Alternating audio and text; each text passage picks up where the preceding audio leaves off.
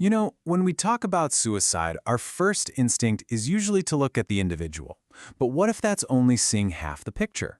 To really understand it, we need to zoom out and look at our social world, at the connections and forces that shape all of our lives. And here's why this is so urgent. For the past 20 years, suicide rates have been climbing. This isn't just a blip on a chart. Experts have been calling this a public health crisis for a while now, and it's one that desperately needs new approaches and a deeper understanding. And this is where we have to shift our thinking a bit. Psychology is, of course, absolutely essential, but it's not the whole story. A huge part of the answer isn't just found inside our heads, but in the strength and the nature of our connections to each other. Okay, so here's our roadmap for this explainer. We're going to start with a big idea from the sociologist Emil Durkheim. Then we'll see how that idea has been updated with a concept called the social safety net.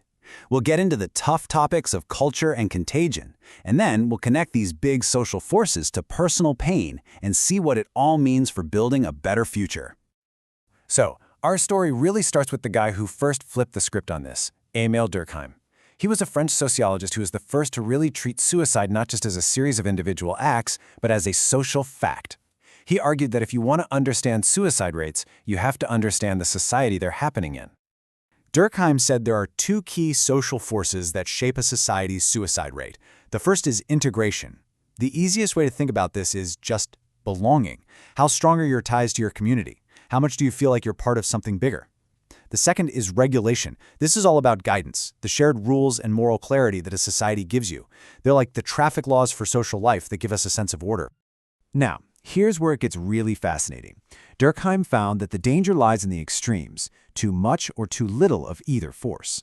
So if you look at this table, too little integration, on the left, leads to what he called egoistic suicide, which comes from deep isolation. But on the other side, too much integration can cause altruistic suicide, where a person is so consumed by the group that their own life seems secondary. Same thing with regulation on the bottom row.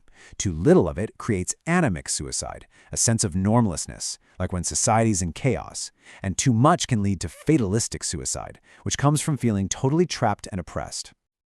So Durkheim's ideas were totally foundational, right? But modern sociologists have taken them and evolved them, moving from these big, abstract ideas about society to the very real, concrete social networks we all live in every day. And this brings us to a really powerful modern metaphor, the social safety net. You can see here how integration and regulation act like the threads of a net. Right there in the middle, where there's a healthy balance, that net is strong and flexible. It can catch someone who's in crisis. But as you start to move toward the edges, too much or too little, that net starts to become pretty dangerous. So here's the crucial point. When those threads of belonging and guidance are too few and far between, the net is just full of holes, and people who are going through a crisis can literally just fall through. This is the modern way of looking at that egoistic and anomic suicide, a kind of suffering that comes from feeling a lack of connection and limits. But the opposite is just as bad. When that net is woven way too tightly, with too much integration and regulation, it has no give. It becomes a hard, rigid wall. So instead of catching someone, it shatters them. And that's how we can understand altruistic and fatalistic suicide in our world today. You know, our social connections aren't just there to protect or restrain us. They're also conduits. Ideas, behaviors, and even pain can travel through our networks. And this brings us to the really difficult but critical topic of contagion. It's a stark question, I know, but the research is pretty clear.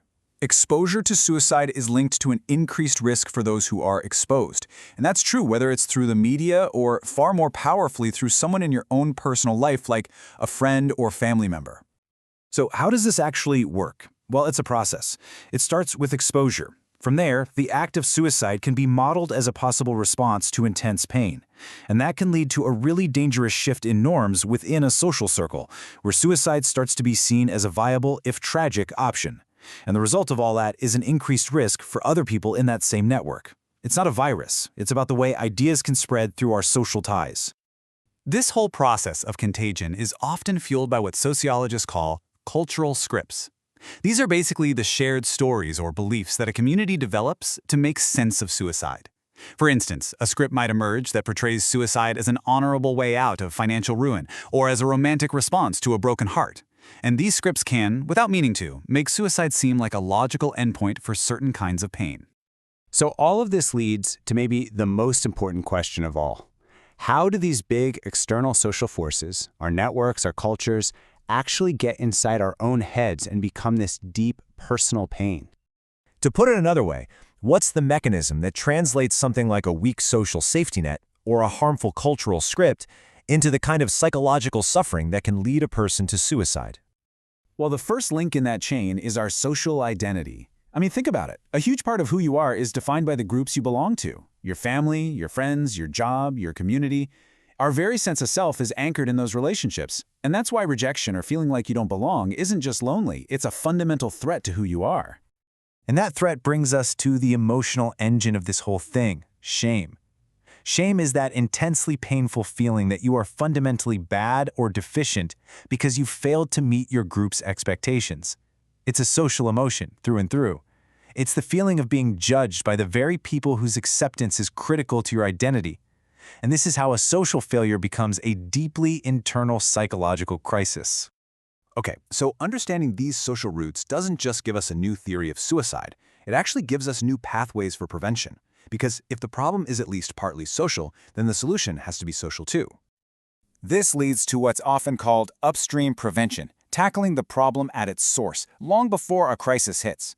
It means we have to do more than just offer help in the moment. It means things like actively strengthening communities to repair the social safety net.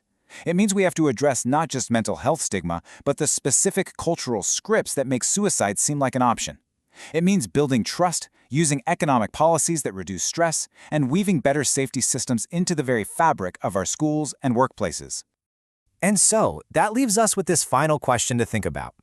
If we accept that suicide isn't just an individual tragedy, but a social one, rooted in our connections, our cultures, and our institutions, then doesn't that place a responsibility on all of us to help weave a stronger, more supportive social fabric for everyone?